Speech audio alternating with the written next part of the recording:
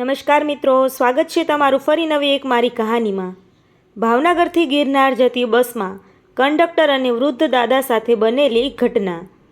Bhavnagar ST depot ઉપર એ સાંજ થોડું અલગ જ લાગતું હતું।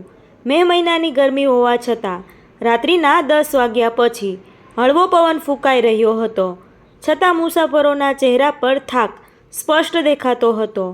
કોઈ હાથમાં થેલો લઈને દોડતું હતું, કોઈ બાળકને ખભા પર બેસાડીને બસ શોધતું હતું, તો કોઈ મોબાઈલની ટોર્ચમાં ટિકિટ તપાસતું હતું। એ જ ભીડની વચ્ચે ગિરનાર જતી લાલ રંગની જૂની એસટી બસ પ્લેટફોર્મ નંબર 3 પર આવીને ઊભી રહી। બસનો એન્જિન ભારે અવાજ સાથે ધબકતો હતો અને ડ્રાઈવર વારંવાર હોર્ન મારી રહ્યો હતો, કારણ કે બસને સમયસર નીકળવાની સૂચના મળી ગઈ હતી। લોકો ઉતાવળમાં ચડવા લાગ્યા। કોઈ બારીવાળી સીટ માટે ઝઘડતું હતું, તો કોઈ સામાન ઉપર મૂકવા માટે કંડક્ટરને વિનંતી કરતું હતું। એ જ સમયે ધીમા પગલે એક વૃદ્ધ દાદા બસ તરફ આગળ વધતા દેખાયા। સફેદ ધોતી, ખભા પર જૂનું ટુવાલ, આંખોમાં થાક અને ચહેરા પર વર્ષોની મહેનતની રેખાઓ। એમને જોઈને જ સમજાઈ જતું હતું કે જીવન એમને ઘણું બધું શીખવ્યું હશે। દાદાના હાથમાં એક નાનકડું કપડાનું થેલું હતું, જેમાં કદાચ 2 જોડ કપડાં અને થોડું ઘરનું બનાવેલું ખાવાનું હશે। દાદા ખૂબ ધીમે ધીમે બસના પગથિયાં ચડ્યા। પાછળથી ચડતા મુસાફરો કંટાળી ગયા અને કોઈએ કહ્યું, દાદા જરા જલ્દી કરો ને, બસ મોડે થશે। દાદા માત્ર હળવું સ્મિત કરી અંદર પ્રવેશ્યા। બસ લગભગ ભરાઈ ગઈ હતી। પાછળની બાજુ એક ખાલી સીટ જોઈને દાદા ત્યાં જઈને બેસી ગયા। બસે ધીમે ધીમે ડેપો છોડ્યો। બહાર શહેરની લાઇટો ધીમે ધીમે પાછળ રહી ગઈ અને અંદર પીળી ટ્યુબલાઇટના પ્રકાશમાં દરેક મુસાફર પોતાની દુનિયામાં ખોવાઈ ગયો। કોઈ મોબાઈલમાં ગીત સાંભળતું હતું, કોઈ ઊંઘવાનો પ્રયત્ન કરતું હતું, તો કોઈ પોતાના ગામમાં પહોંચવાની રાહ જોતું હતું। બસ થોડું અંતર કાપી ચૂકી ત્યારે કંડક્ટર ટિકિટ ફાડતો ફાડતો આગળથી પાછળ આવવા લાગ્યો। કંડક્ટરનું નામ મનસુખ હતું। ઊંચો અવાજ, કડક સ્વભાવ અને આખો દિવસ મુસાફરો સાથેની માથાકૂટથી તે પહેલેથી જ ચીડચીડો બની ગયો હતો। સવારે 5 વાગ્યાથી ફરજ પર હતો અને હજુ સુધી 1 મિનિટ શાંતિથી બેસી શક્યો નહોતો। દરેક મુસાફરોને તે ટૂંકા શબ્દોમાં પૂછતો, ક્યાં જવું છે? પૈસા આપો, આગળ વધો। મુસાફરો પણ એને જોઈને ડરી જતા હતા। થોડા સમયમાં તે દાદાની સીટ સુધી પહોંચ્યો। દાદા, ક્યાં જવાનું છે? તેણે કડક અવાજમાં પૂછ્યું। દાદાએ ધીમેથી કહ્યું, બેટા, ગિરનાર સુધી। કંડક્ટરે તરત જ મશીનમાં ટિકિટ કાઢી અને કહ્યું, પૈસા આપો। દાદાએ શાંતિથી પોતાનો ખિસ્સો તપાસ્યો, પણ બીજી બાજુનો ખિસ્સો જોયો, પછી કપડાના થેલામાં હાથ નાખ્યો। એમના ચહેરાનો રંગ ધીમે ધીમે બદલાવા લાગ્યો। આંખોમાં ગભરાહટ આવી ગયો। ફરીથી ખિસ્સા ચેક કર્યા, હાથ કાંપવા લાગ્યા। બસમાં બેસેલા 2-3 લોકો એમને જોવા લાગ્યા। કંડક્ટર ગુસ્સે થઈ બોલ્યો, શું થયું દાદા? જલ્દી કરો, પાછળ પણ મુસાફરો છે। દાદાના હોઠ કાંપતા હતા। બેટા, મારા પૈસા કદાચ ક્યાંક પડી ગયા લાગે છે। આ શબ્દો સાંભળતા જ કંડક્ટરનો ગુસ્સો વધી ગયો। આખી બસનું ધ્યાન હવે ત્યાં જ હતું।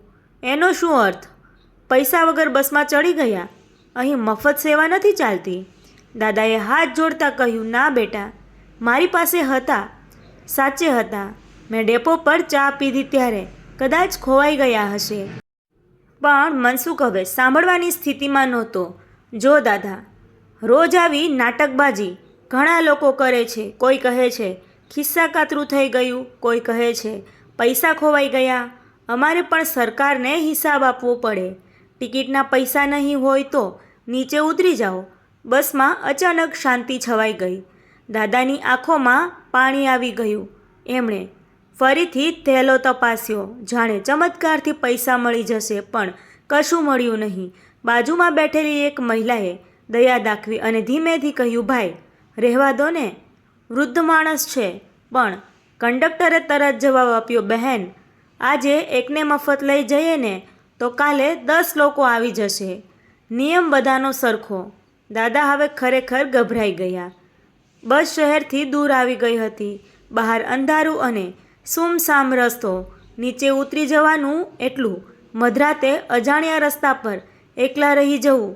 દાદાએ ધીમેથી કહ્યું, બેટા, ગિરનારમાં મારી દીકરી રહે છે, ત્યાં પહોંચી જાઓ, પછી હું પૈસા આપી દઈશ. પણ મનસુખે કડક અવાજમાં કહ્યું, મને વાર્તા નહીં સાંભળવી, પૈસા નથી તો બસ રોકું છું, નીચે ઉતરો.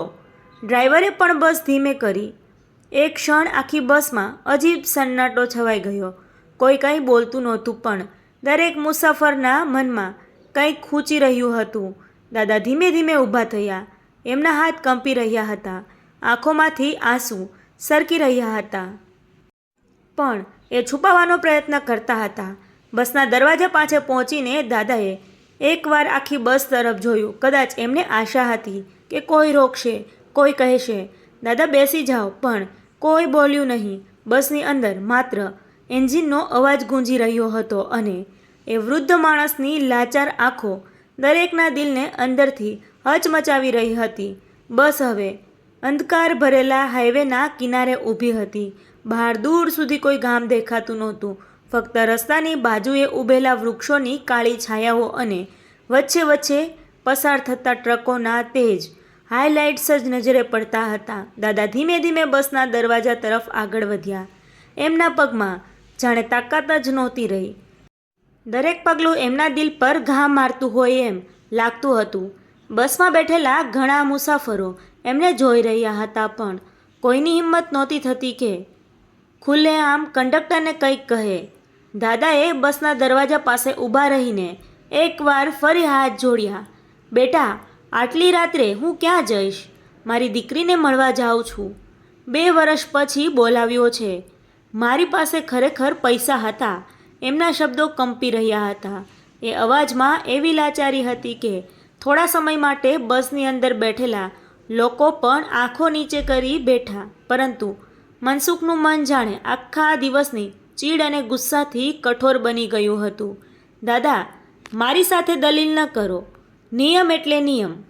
પૈસા વગર મુસાફરી નહીં થાય, એમ કહી તેણે દરવાજા તરફ ઈશારો કર્યો. દાદાએ ધીમેથી બસના પગથિયાં ઉતરવાનું શરૂ કર્યું. બહારનો ઠંડો પવન એમના ચહેરા સાથે અથડાયો. એમણે રસ્તાની બાજુએ ઊભા રહી બસ તરફ જોયું.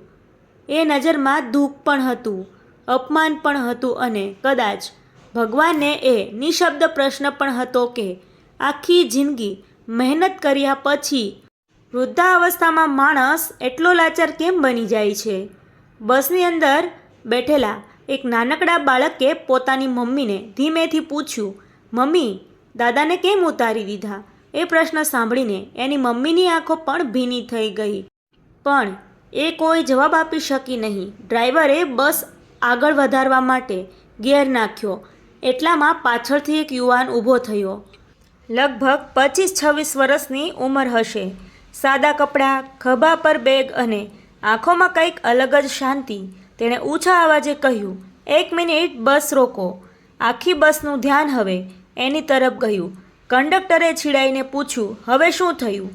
યુવાન ધીમેથી આગળ આવ્યો અને પોતાના ખિસ્સામાંથી પૈસા કાઢીને બોલ્યો, દાદાની ટિકિટના પૈસા હું આપી દઉં છું. બસમાં બેઠેલા ઘણા લોકોએ એ યુવકને આશ્ચર્યથી જોવા લાગ્યા. દાદાની આંખોમાં તરત જ આશાનો કિરણ ઝળહળી ઉઠ્યો, પરંતુ મનસુખ હજુ પણ ગુસ્સામાં હતો. તમારે શા માટે આપવા? તમને ખબર છે કે સાચું બોલે છે કે નાટક કરે છે? યુવાને શાંતિથી જવાબ આપ્યો, જો નાટક પણ હોય ને તો પણ આ ઉંમરે કોઈ માણસ મફતની ટિકિટ માટે આટલી વિનંતી નહીં કરે, અને જો સાચું બોલતા હોય તો આટલી રાતે એમને રસ્તા પર મૂકવું યોગ્ય છે? બસમાં થોડું ગુંજારવ શરૂ થયું. હવે કેટલા મુસાફરો પણ યુવકની તરફેણમાં બોલવા લાગ્યા, હા ભાઈ, રહેવા દો ને, વૃદ્ધ માણસ છે, ટિકિટના પૈસા તો મળી રહ્યા છે ને. મનસુખ થોડો શાંત પડ્યો. તેણે પૈસા લીધા, ટિકિટ ફાડી અને ગુસ્સામાં દાદાના હાથમાં આપી દીધી. લો, બેસો હવે. દાદા ધીમેથી પાછા બસમાં ચડ્યા. એમની આંખોમાંથી આંસુ રોકાતા નહોતા. તેઓ પોતાની સીટ પર જઈ બેસ્યા. યુવક પણ પાછો પોતાની સીટ પર ગયો. બસ ફરીથી આગળ વધવા લાગી. થોડો સમય સંપૂર્ણ શાંતિ રહી. ફક્ત બસના એન્જિનનો અવાજ અને કાચ પર અથડાતો પવન.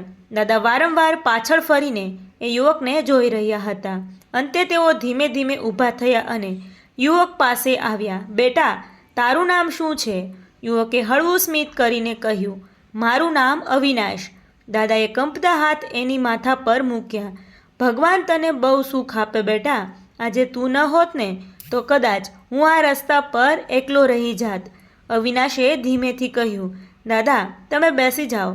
આ તો મારી ફરજ હતી. પરંતુ દાદાના મનમાં વર્ષોથી દબાયેલા દુઃખનો દરિયો જાણે હવે બહાર આવવા માંગતો હતો. થોડા સમય પછી તેઓ ધીમે ધીમે બોલવા લાગ્યા. બેટા, હું પહેલાં શાળામાં શિક્ષક હતો. આખી જિંદગી બાળકોને ભણાવ્યા, કોઈને ખોટું ન શીખવ્યું. પત્નીનું 5 વર્ષ પહેલાં અવસાન થયું. ત્યારથી એકલો જ છું. દીકરો શહેરમાં જઈને અલગ થઈ ગયો. 2 વર્ષથી દીકરી કહેતી હતી કે બાપુ એકવાર મારી પાસે આવી જાઓ. આજે હિંમત કરીને નીકળ્યો. ગામના સરપંચ પાસેથી ઉધાર લઈને આવ્યો હતો, પણ ખબર નહીં પૈસા ક્યાં ખોવાઈ ગયા. દાદા બોલતા હતા અને બસમાં બેઠેલા લોકો શાંતિથી સાંભળી રહ્યા હતા. ઘણા લોકોની આંખોમાં પાણી આવી ગયું. મનસુખ પણ આગળ ઊભો આ બધું સાંભળતો હતો. એની અંદર કંઈક ધીમે ધીમે તૂટી રહ્યું હતું. એને પોતાના પિતાની યાદ આવી ગઈ, જે ગામમાં એકલા રહેતા હતા અને દરેક વખતે ફોન પર ફક્ત એટલું જ કહેતા, બેટા તું ખુશ રહે બસ. મનસુખ આખો દિવસ ગુસ્સામાં લોકો સાથે વાતો કરતો રહ્યો હતો, પણ પહેલીવાર એને સમજાઈ રહ્યું હતું કે દરેક મુસાફર પાછળ એક વાર્તા હોય છે, એક દુઃખ હોય છે, એક મજબૂરી હોય છે. બસ હવે રાત્રિના અંધકારને ચીરી આગળ વધી રહી હતી, પરંતુ મનસુખના દિલમાં અંદરથી પસ્તાવાનો તોફાન શરૂ થઈ ગયો હતો. રાત્રિ હવે વધુ ઘેરી બની ગઈ હતી. બસની બારીની બહાર કાળો અંધકાર દોડતો હતો અને વચ્ચે વચ્ચે કોઈ ગામની દૂર દેખાતી લાઇટો જાણે જીવનની નાની આશા જેવી ઝબૂકતી હતી. બસની અંદર મોટાભાગના મુસાફરો ઊંઘી ગયા હતા, પરંતુ મનસુખની આંખોમાંથી ઊંઘ ગાયબ થઈ ગઈ હતી. તે દરવાજા પાસે ઊભો હતો. હાથમાં ટિકિટ મશીન હતું, પણ મન ક્યાંક બીજે જ અટવાઈ ગયું હતું. વારંવાર એની નજર પાછળ બેઠેલા દાદા પર જતી હતી. દાદા થાકેલા ચહેરા સાથે બારી પાસે ટેક લગાવી બેઠા હતા, પરંતુ એમની આંખો હજુ બંધ થઈ શકી નહોતી. કદાચ અપમાનના એ થોડા મિનિટો એમના દિલમાં હજી પણ ગૂંજતા હતા. મનસુખના મનમાં અજાણી બેચેની શરૂ થઈ ગઈ. આખી જિંદગી તેણે નિયમોનું પાલન કર્યું હતું, પણ આજે પહેલીવાર એને લાગતું હતું કે ક્યારેક નિયમ કરતાં માણસાઈ મોટી હોય છે. થોડા સમય પછી બસ એક નાના ધાબા પાસે ચા પાણી માટે ઊભી રહી. મુસાફરો ધીમે ધીમે નીચે ઉતરવા લાગ્યા. કોઈ ચા લેવા ગયું, કોઈ પાણીની બોટલ લેવા.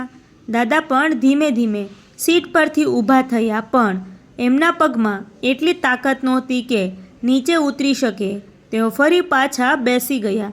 એ દ્રશ્ય મનસુખે જોયું. થોડા સેકન્ડ સુધી તે શાંતિથી ઊભો રહ્યો. પછી પહેલીવાર પોતાની અંદરના અહંકારને દબાવીને તે દાદા પાસે ગયો અને ધીમેથી બોલ્યો, દાદા ચા પીશો? દાદાએ આશ્ચર્યથી એની તરફ જોયું. કદાચ થોડા સમય પહેલાં જ જેણે બસમાંથી ઉતારી દેવા કહ્યું હતું એ જ માણસ હવે ચા પૂછે છે. એ એમને વિશ્વાસ જ ન આવ્યું. દાદાએ નમ્ર અવાજમાં કહ્યું, ના બેટા, રહેવા દે. પરંતુ મનસુખ કંઈ બોલ્યો નહીં. તે નીચે ઉતર્યો અને 2 કપ ગરમ ચા લઈને પાછો આવ્યો. 1 કપ દાદાના હાથમાં આપતા બોલ્યો, લો દાદા, ગરમ છે, ધીમે પીજો. દાદાના હાથ કંપી રહ્યા હતા. એમણે ચાનો કપ લીધો અને આંખોમાંથી આંસુ સરકી પડ્યા. બસની અંદર બેઠેલા અવિનાશે આ દ્રશ્ય જોયું અને હળવું સ્મિત કર્યું. કદાચ એ સમજી ગયો હતો કે માણસનું દિલ ખરાબ નથી હોતું, પરિસ્થિતિઓ અને થાક ક્યારેક એને કઠોર બનાવી દે છે. બસ ફરી આગળ વધી. હવે મનસુખ વારંવાર દાદા પાસે જઈ પૂછતો, દાદા બરાબર છો ને? દાદા ફક્ત હળવું સ્મિત કરતા. રાત્રિના લગભગ 2 વાગ્યા હશે ત્યારે ગિરનાર નજીકનું સ્ટેશન આવવા લાગ્યું. બસ ધીમે ધીમે શહેરમાં પ્રવેશી. રસ્તા લગભગ સૂમસામ હતા. બસ સ્ટેન્ડ પાસે પહોંચતા દાદાની આંખોમાં અચાનક ચમક આવી ગઈ. કદાચ વર્ષો પછી પોતાની દીકરીને મળવાની ખુશી એમના ચહેરા પર દેખાઈ રહી હતી. બસ ઊભી રહી. મુસાફરો પોતાનો સામાન લઈને ઉતરવા લાગ્યા. દાદા ધીમે ધીમે ઊભા થયા. મનસુખ તરત આગળ આવ્યો અને એમનો થેલો પોતાના હાથમાં લઈ લીધો. દાદાએ કહ્યું, અરે બેટા, રહેવા દે. પણ મનસુખે આ વખતે ખૂબ નમ્રતાથી કહ્યું, ના દાદા, આ મારી ફરજ છે. બસની બહાર એક મહિલા બેચેનીથી આજુબાજુ જોઈ રહી હતી. બસમાંથી દાદા ઉતરતા જ એ દોડી આવી અને બાપુ કહીને એમને ચાપીને રડી પડી. દાદાની દીકરી હતી. વર્ષો પછી પિતાની સામે જોઈને એની આંખોમાંથી આંસુ રોકાતા નહોતા. બાપુ, તમે ઠીક છો ને? મને કેટલી ચિંતા થતી હતી. દાદાએ એને માથા પર હાથ ફેરવ્યો. હું બરાબર છું બેટા. પછી દાદાએ પાછળ ઊભેલા મનસુખ અને અવિનાશ તરફ જોયું. આ બે લોકો ન હોત ને તો કદાચ હું અહીં સુધી પહોંચી ન શક્યો હોત. દીકરીએ બંનેને હાથ જોડીને આભાર માન્યો. મનસુખની આંખો નીચે ઝૂકી ગઈ. એને અંદરથી શરમ આવી રહી હતી. થોડા ક્ષણો પછી તે ધીમેથી દાદા પાસે ગયો અને કંપતા અવાજમાં બોલ્યો, દાદા, મને માફ કરી દો. મેં તમારી સાથે બહુ ખરાબ વર્તન કર્યું. બસ સ્ટેન્ડની પીળી લાઇટમાં એ દ્રશ્યો એટલું ભાવુક બની ગયું હતું કે આસપાસ ઊભેલા લોકો પણ શાંતિથી જોવા લાગ્યા. દાદાએ તરત મનસુખનો હાથ પકડી લીધો. ના બેટા, માણસથી ભૂલ થાય, પણ જેને પોતાની ભૂલ સમજાઈ જાય ને એ માણસ ખરાબ નથી હોતો. આ શબ્દો સાંભળતા જ મનસુખની આંખોમાંથી આંસુ નીકળી પડ્યા. કદાચ વર્ષો પછી કોઈએ એને આટલા પ્રેમથી સમજાવ્યું હતું. અવિનાશ બસના દરવાજા પાસે ઊભો આ બધું જોઈ રહ્યો હતો. એ હળવું સ્મિત કરી પોતાની સીટ પર જઈ બેસ્યો, કારણ કે એની મુસાફરી હજુ આગળ હતી. બસ ફરી ધીમે ધીમે આગળ વધવા લાગી. મનસુખ દરવાજા પાસે ઊભો હતો, પણ આ વખતે એની આંખોમાં ગુસ્સો નહોતો, એક નવી સમજણ હતી. એ દિવસ પછી કહેવામાં આવે છે કે મનસુખે ક્યારેય કોઈ વૃદ્ધ માણસ સાથે કડક અવાજમાં વાત નહોતી કરી. કોઈ ગરીબ મુસાફર મળે તો પહેલાં એની મજબૂરી સાંભળતો, કારણ કે એ રાત્રે ભાવનગરથી ગિરનાર જતી બસમાં એક વૃદ્ધ દાદાએ એને શીખવાડી દીધું હતું કે દુનિયામાં સૌથી મોટી વસ્તુ નિયમ નહીં, માણસાઈ છે. અને ક્યારેક એ નાની મદદ કોઈના જીવનની સૌથી મોટી આશા બની જાય છે. મિત્રો, આ વાર્તામાં આપેલા પાત્રોના નામ અમે બદલેલા છે. વાત સત્ય આધારિત છે. આવા જ વિડીયો જોવા માટે અમારી ચેનલ સાથે બન્યા રહેશો. થેન્ક યુ મિત્રો.